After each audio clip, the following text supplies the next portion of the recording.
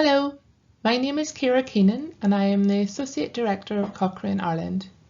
Cochrane Ireland aims to promote the use of Cochrane evidence across the island of Ireland and to support engagement with Cochrane at all levels. Cochrane Ireland is hosted within an initiative called Evidence Synthesis Ireland, which is based at the National University of Ireland in Galway.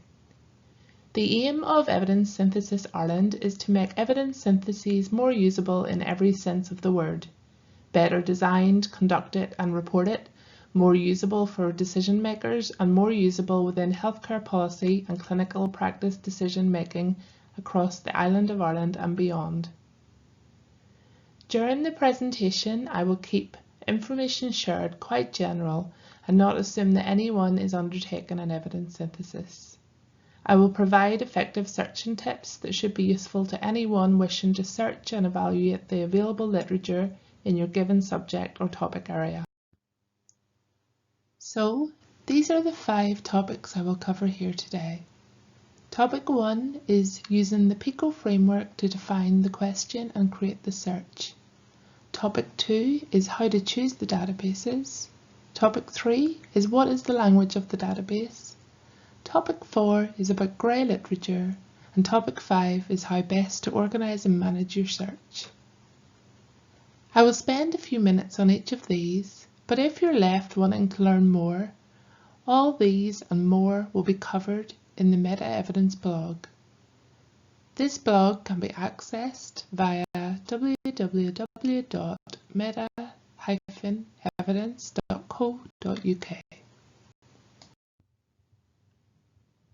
Topic 1 today is to introduce you to the PICO framework. The PICO framework is a really useful tool to apply throughout your research, right from the formulation of the research question, to searching for these key concepts, to screening the studies to include in your research. The example that I used today is the most common type you will see in a quantitative systematic review, where the P stands for the patient, the population or the problem. The I stands for the intervention or sometimes for the issue. The C stands for the comparison or control. The O stands for outcomes. And sometimes there will be an S added to make it a PICOS framework, and this S will stand for the study design or the setting.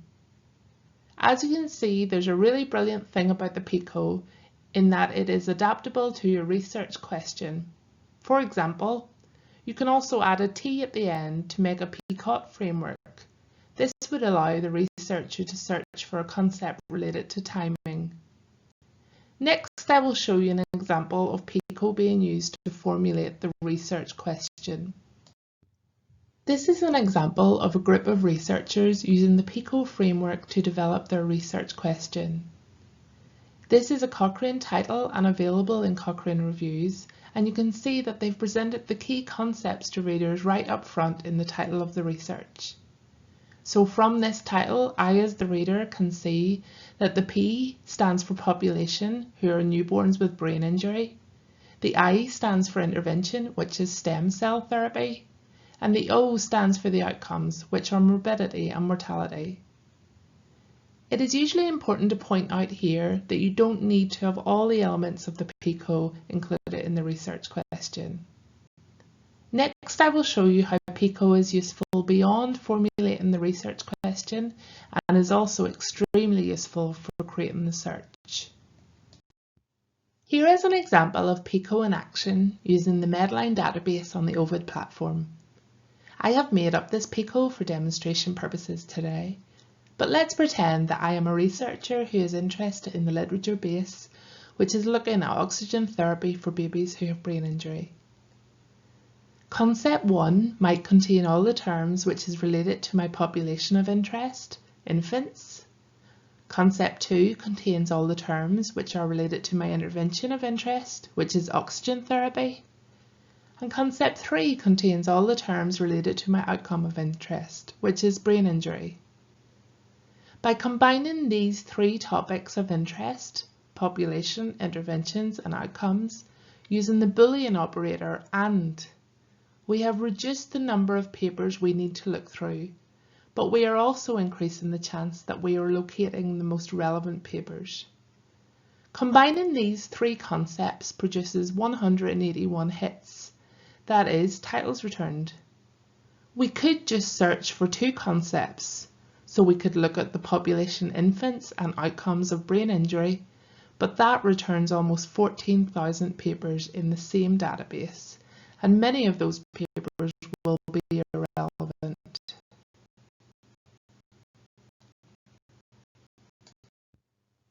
Topic 2 is database selection. Two of the most common questions I get are about which databases should I search and how many should I search. Unfortunately, the answer is almost always it depends. The databases searched will depend on the topic of interest and the access the researcher has to databases. It also depends on the type of research you are conducting and the purpose of your searching. For example, if you are conducting a literature review, I would say that searching a single database is not going to be sufficient. One database is unrepresentative of all the potentially relevant research that exists, and by you choosing that as the database to search, you could be introducing selection bias at the early stage of the research process. My best advice is to consult with a subject librarian or an information retrieval specialist who is connected to your institution. Their assistance and knowledge of all university subscriptions will be invaluable throughout your research process and improve the quality of your search. You may have noticed on the previous slide that I said the database to search will depend on the access the researcher has to databases. The great news is that NUI Galway have subscriptions to all the main sources of medical information. CINAHL is a database which focuses on nursing and allied health. The Cochrane Library is a suite of databases in medicine and other healthcare specialities. At its core is the collection of Cochrane Reviews, which is a database of systematic reviews and meta-analyses which summarise and interpret the results of medical research. Medline contains around 26 million pieces of biomedical research. This research has been indexed from 1946 to the present day. MBase is another database of medical research with a focus on pharmaceuticals. MBase covers all of Medline and additionally has further drug and pharmacy journals. PubMed is a service of the US National Library of Medicine, which contains over 18 million citations from Medline and other life science journals for biomedical articles. These articles date back to 1948. In addition to Medline, PubMed also contains in-process citations, some older citations, citations to non-medical journals, and citations to ebooks. If PubMed and MBase both let you access Medline, what's the point in searching Medline at all? Well, one thing that sets Medline apart from the rest of PubMed is the added value of using the NLM controlled vocabulary, medical subject headings. These medical subject headings, also referred to as MESH, are useful for indexing citations. On the next slide, I'm going to show you why this matters. You may have noticed on the previous slide that sometimes databases were followed with parentheses. The text contained within the parentheses were examples of platforms. Databases and platforms are not the same. A platform is the interface used by the database provider. Platforms host databases. Databases are organized collections of information, typically accessed from a computer. The same database may be available through several platforms. So, Ovid, ProQuest, EBSCO, Web of Science, these are all examples of platforms. They are not databases and you should not describe them as such. Why does that matter? Well, if you want to create a search that is transparent and reproducible, then you should be able to communicate the databases which were searched and the platforms which the databases were searched through. Although the underlying information contained in the database remains the same, differences in the interface search functionality will produce different search results. If you're unsure, consult with a subject librarian or information retrieval specialist who can best guide you. On the next slide, we're going to talk about the rules of each database and how you need to learn the language each database speaks. I believe it is important to recap again that huge interfaces like Ovid and ProQuest may house multiple databases on their servers, and these databases will have unique search commands, filters, subject headings and subheadings that may not be consistent across the interface. For this reason, it is important to search each database individually and not combine them in one search, no matter how attractive that may seem. These unique commands, filters and headings are available usually through the guidance documents provided on the database website. It is really important to read and understand these documents. As NUI subscribe to Medline via the Ovid platform, and that's the most used database for medical research, I will use this in my demonstration today.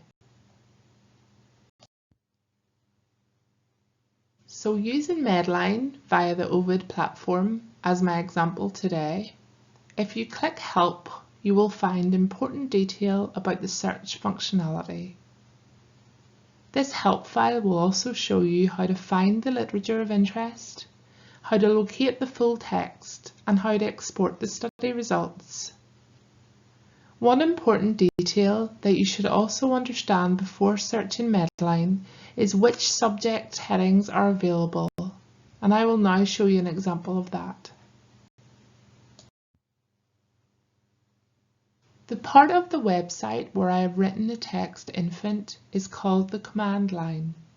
This is the place where you can automatically map the term infant to a medical subject heading or a mesh term, which will open in a new display. Through searching the scope of this subject heading, you as the searcher can see which additional terms are included within the subject heading. From this point, you would have two options available. You may choose to focus the subject heading to include only the studies that have used the subject heading as a primary theme, or you can explode the subject heading and allow the inclusion of related terms within the search. If you choose to explode the subject heading, as I have done in this example, and allow the inclusion of all related terms within the search, you will next be provided with an option to include all subheadings or choose the ones which are most relevant to your topic of interest. When you have successfully located the appropriate subject headings or controlled vocabulary for the first concept of interest, it is very important to ensure that free text terms are also included to ensure comprehensiveness of the systematic search. I will now talk a little bit about that. In Medline via the Ovid platform, these free text terms can be searched via a purpose-built multi-field command search listed as .mp. This search looks for free text terms in fields which include the title, abstract, subject heading, concept word, and unique identifier. So, if you notice that there's a term that should be relevant but isn't included when you explode the mesh, you would then include this as a free text term. Many databases will also have a number of operators that you can find information on in the help file. Truncation symbols are often used and represented by an asterisk in free text searching, and they are commanding the database to search for both the root of the free text term and all the potentially relevant endings. For example, child would return child and children. The hash symbol can be used inside or at the end of a word to replace exactly one character. This could be useful for asking the database to find papers mentioning both woman and women. The question mark can be used to replace 0 or 1 character. This can be especially useful for finding both the American and British English version of words. Proximity operators or adjacency operators allow searchers to search for 2 or more relevant terms in a phrase in any order for a set number of terms. This ensures that the papers with related terms are returned. Using an example of Medline via the Ovid platform, the proximity command adj instructs the database to find the terms in the order they appear. adjn instructs the database to find the pre-specified number of terms, which is represented by the n, in any order. So, for an example, evidence base with the truncation symbol adj4 medicine would find evidence-based medicine, medicine informed by an evidence base, medicine evidence base, etc. Topic 4 today is to provide a brief overview of grey literature. A threat to any research is that of publication bias.